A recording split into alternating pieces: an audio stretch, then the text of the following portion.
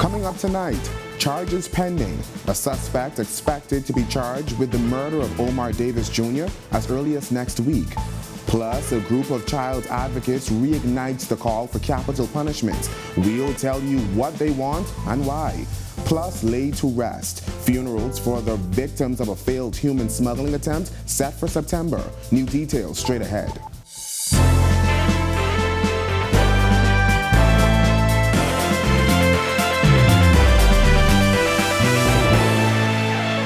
Welcome to our news and thanks for joining us. I'm Berthany McDermott.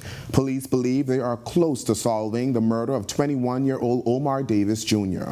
Officers confirming a suspect could be arraigned in the magistrate's court as early as next week. Police say they are working closely with a 20-year-old man from the Centreville community. Several other men also remain in custody and are assisting with the investigation. On Wednesday, investigators said they had 4 individuals between ages 20 and 56 in custody. On Tuesday, Davis Jr. was found dead in a garbage bag in the trunk of a car that was parked behind a grocery store in Centreville. According to police, he had multiple wounds to his head, face, and chest. His body was in the early stages of decomposition. On the scene, Chief Superintendent Michael Johnson said the wounds on Davis appear to have been made by a sharp object.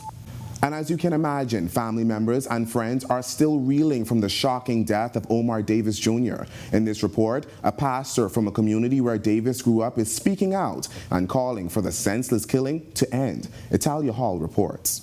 The murder of Omar Davis Jr. is still a surprise for many, including those in the Camp Road community where he spent much of his young life. Well-known figure in the Camp Road community, Pastor Ivan Butler of Camp Road Ministry, says he had an opportunity to meet Davis when he was a young boy. Pastor Butler says that initial meeting prompted him to invite Davis to attend his church. He was doing well academically, and so we had him to speak to the young people, and also we had him to speak to the church in general. His mother came along with him, and he seemed to be a very warm person and full of potential. He says an offering was also given to Davis over the years to assist him with his college studies. And so he was someone that we wanted to celebrate from the community. And so that is what we did. The religious leader says it's hurtful to see a young man like Davis with such potential lose his life. Now police say the 21-year-old was found inside a garbage bag in the trunk of his black Honda Fit behind a grocery store in Centreville on Tuesday. Now Pastor Butler says there has to be a way to address the challenges that exist with crime. Not just this community, but the entire country. It's spiraling out of control. We are pleased with the work of the police, but still there's so much more work to be done. Reporting for our news, I'm Italia Hall. Following the tragic killing, the Coalition of Child Advocates is calling for the resumption of capital punishment. The group returning to the area where Davis was found to hang a wreath and lay rose petals in tribute to a life cut tragically short. They were joined by fellow activists from Rights Bahamas, and mothers who also lost their sons to violent crimes. Patrice Hanna-Carey, Coco, and those that stand here with me, we demand justice. We call back for the days of Thomas Rackley. We call back for hanging. We want to call on the government to assist us with ensuring that the juvenile justice system in particular is sped up, realizing that only about 5% of juvenile justice cases made it to court in the past little while. And we just want to see a change in the mindset of our people. While the Bahamas Christian Council also weighing in on the discussion, President Bishop Delton Fernandez is calling on officials to find different means to carry out capital punishment. I think the punishment was fit the crime. Fernandez's comments follow the brutal death of 21-year-old Omar Davis Jr., Fernandez calling it horrific.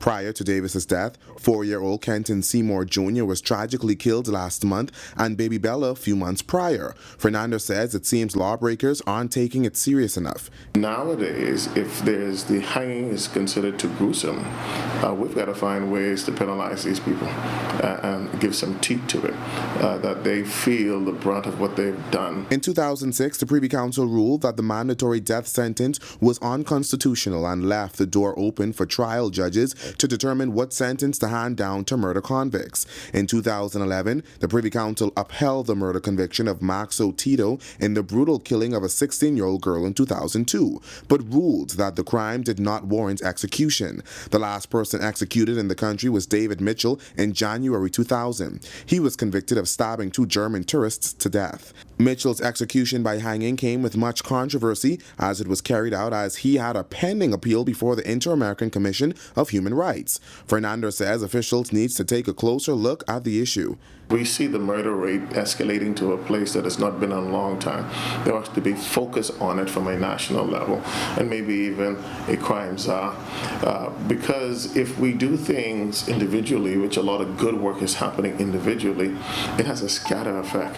Another warm evening across the Bahamas tonight. Meteorologist Greg Thompson is in the Weather Center with the latest. Greg. Thanks, Berthany, and welcome everybody for our first look at weather on another warm evening. 88 degrees outside our studios, very warm out there.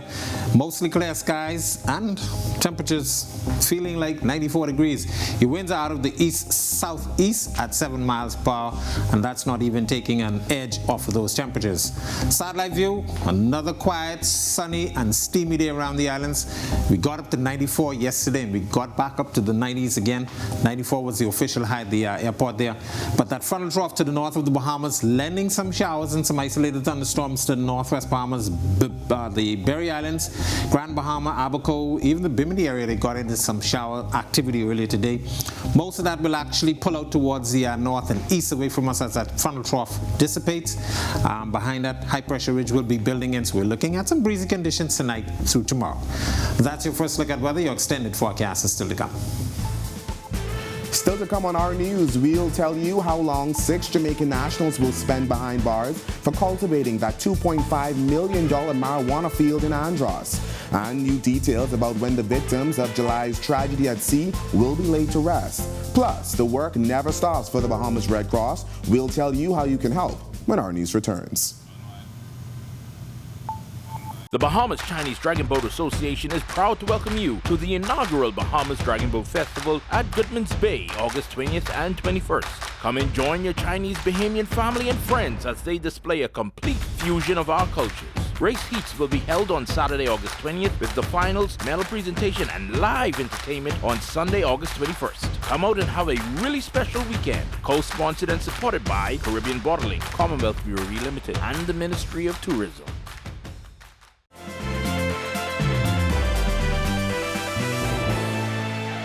6 Jamaican men responsible for a large-scale marijuana growing operation in North Andros have been jailed for 2.5 years. Leroy Douglas, Walford Reed, Jermaine Jones, Devon Simpson, Bruce, and Everton Palmer will spend an additional 6 months in custody if they don't pay a fine of $7,500 before their sentence ends. Officers from the Drug Enforcement Unit watched the men tending to the field for 2 days before they descended on their home on August 14th while armed with a search warrant. The officers found 4 grams of marijuana worth $20 in a bedroom. That's when Douglas volunteered. "Officers, I can't tell you no lie. All of us was in the field growing marijuana plants. I know why y'all here." Douglas then took the officers to the farm. The officers seized 25,000 marijuana plants and 20,000 seedlings worth $2.5 million. The men, who did not have lawyers, pleaded guilty to charges of conspiracy to possess dangerous drugs, possession of dangerous drugs with the intent to supply, and cultivation of dangerous drugs at their arraignment before Magistrate Samuel McKinney. The trial of 3 police officers charged with murder in the fatal shooting of Danrico Carey has been set for October 21st, 2024. Prosecutors allege that officers Archibald Miller Jr., Thomas Thurston Jr., and Lee Dormius, who were all attached to the Rapid Response Unit, used unjustifiable force when they shot Carey on November 13, 2021, at Matthew Street in Nassau Village. A 4th officer, Kevin Greenslade Jr., who is accused of causing dangerous harm to Carey in the same incident, will be tried with them. The officers, who are on half pay and suspended from duty, remain free on $9,000 bail. Our News understands the unclaimed remains of those who perished in a failed smuggling attempt last month are expected to be buried in September. Immigration Minister Keith Bell recently confirmed the 15 survivors were set to be repatriated to Haiti. Back in July, 45 individuals were on board a 33-foot twin-engine vessel when it capsized around 7 miles off of New Providence. A 1-year-old girl is among 17 people who died in the tragedy. The victims are all believed to be Haitian nationals. So far, 6 victims have been identified. 4 men were charged with 18 counts of manslaughter in connection with the incident. Immigration Minister Keith Bell is in talks with the United Nations International Organization for Migration to discuss migrant management methods in the Bahamas. Marlena Leonard explains more in this report. The International Organization of Migration is in the Bahamas to see what they can do to help the government with our migration problem. They briefed us before their meeting today so we could find out more about what those issues may be. Regional Director of the International Organization for Migration, Michelle Klein-Solomon, is responsible for the region of Central America, North America, and the Caribbean. She lays out some of the potential talking points. We will have a discussion about how we can best support the government in managing migration in a humane way, a people-centered way that protects the rights and the dignity of migrants, while at the same time ensuring the fulfillment of Bahamas independent migration legislation. Klein-Solomon says economic constriction due to COVID-19, as well as fuel shortages and food shortages indirectly caused by the war in Ukraine, have caused a steep increase in irregular migration. And now migrants are taking more dangerous paths. Because these journeys usually take migrants through multiple countries on their way to their destination, the IOM works to facilitate relationships between world leaders so they can collaborate on managing the movement. Klein-Solomon says the IOM is also hoping to discuss an alternative to deportation called assisted voluntary return. This is an alternative to deportation for people who have been found to be ineligible to remain legally in a country. Rather than being deported back to their country of origin, we sometimes are able to work out arrangements where they can choose voluntarily to go home, which means they do not receive a deportation stamp in their passports. The IOM also hopes to speak with other ministries about disaster management, disaster risk reduction, and offer training for line ministries, consular officials, as well as the media in the handling of migrant issues. Reporting for Our News, I'm Marlena Leonard. It's now time for tonight's Financial Market Minute, brought to you by RF, your local investment bank.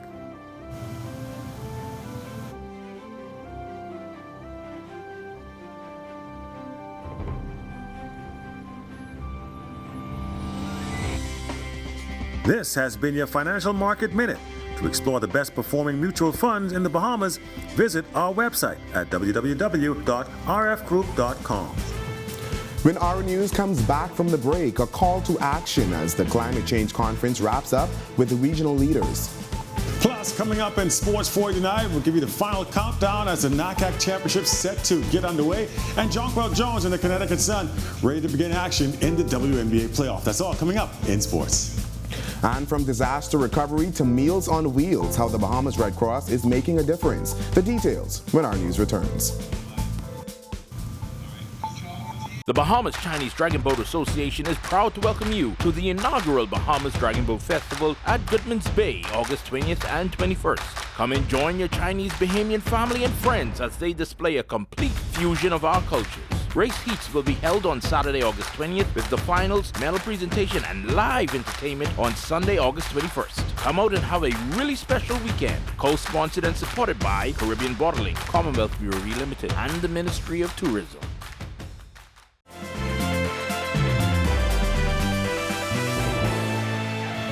This is Our News. Welcome back. Leaders from across the Caribbean gathering this week to discuss climate change and how it continues to impact the region. As he wrapped up the Caribbean Regional Heads of Government meeting, Prime Minister Philip Davis says they're pushing more than a message about advocacy. Jamila Mizik reports.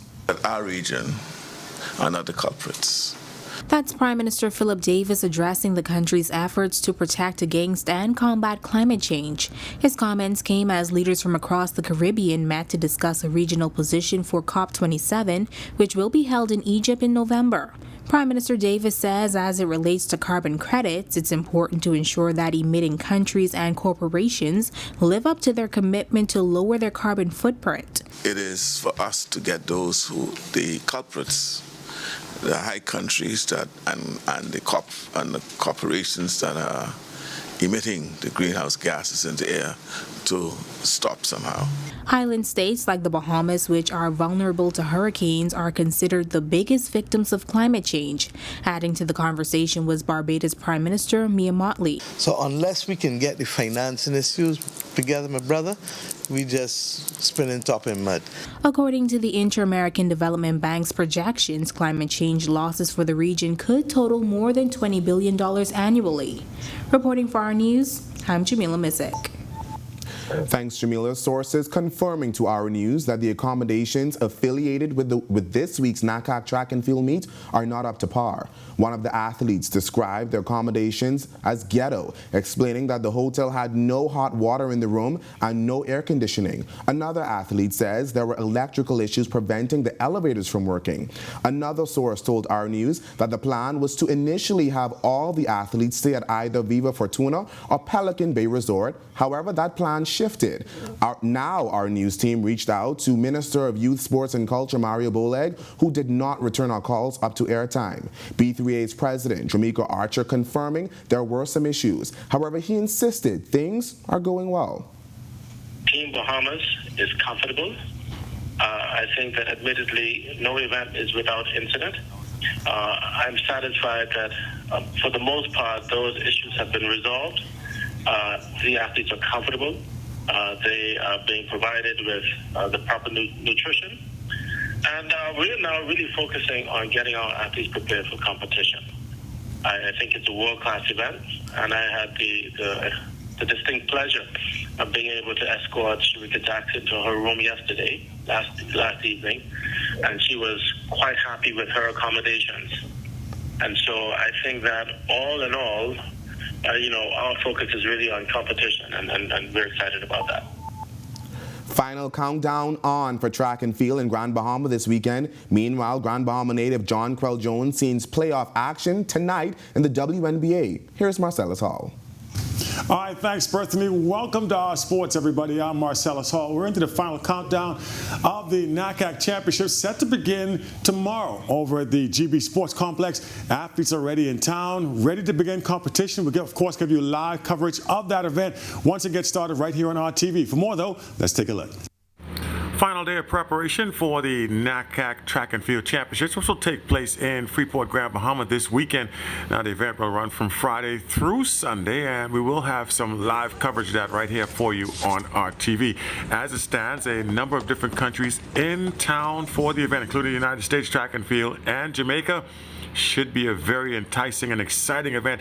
Yesterday, a motorcade through the streets of Grand Bahama in honor of the athletes. Also, a cultural fest taking place at the GB Stadium. Well received and certainly well put on by the area, the LOC of Grand Bahama. Looks as if this one's shaping up to be quite an event. There are some concerns in terms of logistics, but those should be worked out before the actual start of competition, which again runs through Friday. Once again, we'll have that for you right here on RTV. We invite you to check out the coverage once the action gets underway. Meanwhile, we have some basketball news for you as Jonquel Jones and the Connecticut Sun set to begin their run through the playoffs tonight. They will play game one in the best-of-3 series with the Dallas Wings. Game time set for about 8 p.m. Connecticut, the host team, so they'll be at home for this one. We'll hope Jonquel and the Sun can advance through this round, but they'll have to start with game one. Again, once that game gets underway, we'll give you details on that coming up for you tomorrow. And that is your look at sports here on this Thursday. I'm Marcellus Hall. Back to you, Berthany. Thanks, Marcellus. Still ahead on our news tonight. One step closer to the weekend. Our meteorologist is back with your extended forecast when our news returns. Stay with us. The Bahamas Chinese Dragon Boat Association is proud to welcome you to the inaugural Bahamas Dragon Boat Festival at Goodman's Bay, August 20th and 21st.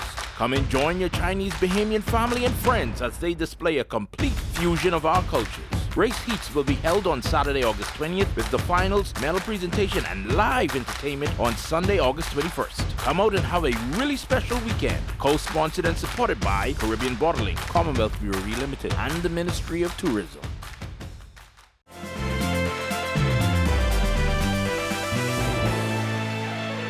Welcome back to our news. Former House Speaker Alvin Smith weighing in on the controversy surrounding the two most recent HOA speakers. Most recently, House Speaker Patricia DeVoe slammed NEMA Director Captain Stephen Russell following tornadic activity in the Bamboo Town constituency. Former Speaker Halton Moultrie had his fair share of drama during his time in the chair. The then opposition moved a motion of no confidence in Moultrie, and he also left the Free National Movement to become an independent speaker. Smith, who was appearing as a guest on RTV's On the Record with Jerome Sawyer, says the speaker is meant to act as an impartial referee.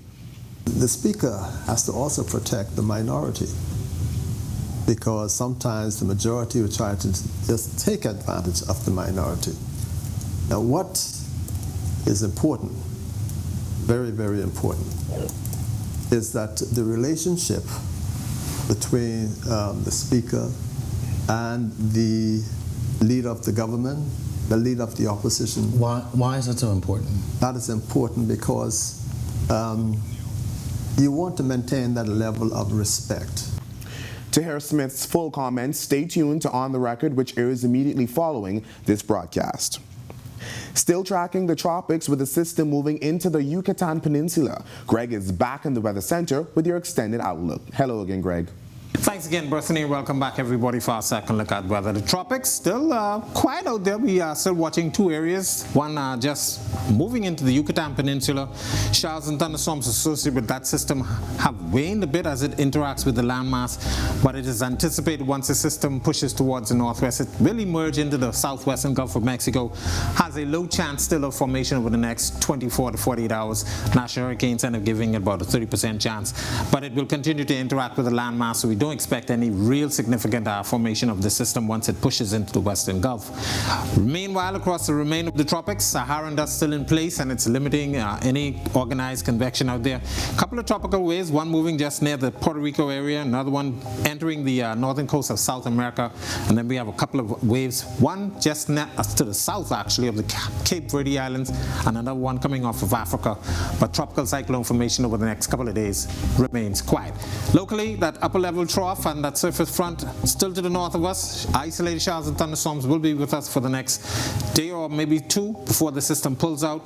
Ridge of high pressure will build back across us. That should strengthen our winds over the next couple of days. So we're looking at some breezy conditions into the weekend and possibly even into next week. Boating forecast for the northwest and central Bahamas tonight through tomorrow. Winds will be out of the southeast at 10 to 15 knots. Seas running 2 to 4 feet over the ocean. Your low tide will be at 11 tonight. For the southeast Bahamas, a caution flag in place for you guys down there. East to southeast winds at 15 to 20 knots. Seas running 4 to 6 feet over open waters. Here's a look now to national forecast.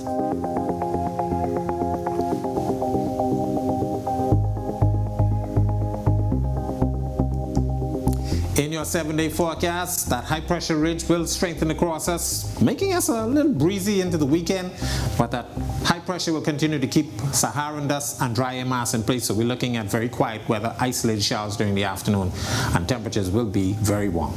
That's a look at our weather. Make it a safe evening, everybody. Thanks, Greg. The Bahamas Red Cross Society was established by an act of Parliament in 1975. Since then, it has been committed to humanitarian work across the country. While the Red Cross is most known for its work during and after disasters, officials tell our Megan Shepherd in our final story tonight that their work never stops. The Bahamas Red Cross Society plays a vital role in communities throughout the country. President Therese Curry says although they are most recognized for their efforts post-disasters, she says they run programs aimed at serving the community year-round. We provide psychosocial support. Also, we have our backyard farming program, which we have started. Meals on Wheels is another legacy program. Welfare Manager Valerie McKinsey says they feed about 180 persons hot meals 5 days a week, while another 80 families receive monthly parcels. The need is very great because people out there, they are hurting. These programs could not be possible without funding or volunteers. Resource Mobilization Manager Antoinette Nesbitt and Youth Volunteer Manager Catherine Lockhart both say there is a great need for both. persons who would normally give, I guess they were having their own crisis, so we have to reach back out to these people. We have to volunteers help out with fundraising. They are also responsible for disaster management. We have trainings for them to participate in disaster management courses. Now, if you are interested in donating or volunteering, you are encouraged to visit bahamasredcross.org. Reporting for Our News, I'm Megan Shepard. Thank you for joining us for our news tonight. On behalf of the entire team, I'm Berthany McDermott. A new episode of On the Record with Jerome Sawyer starts right now.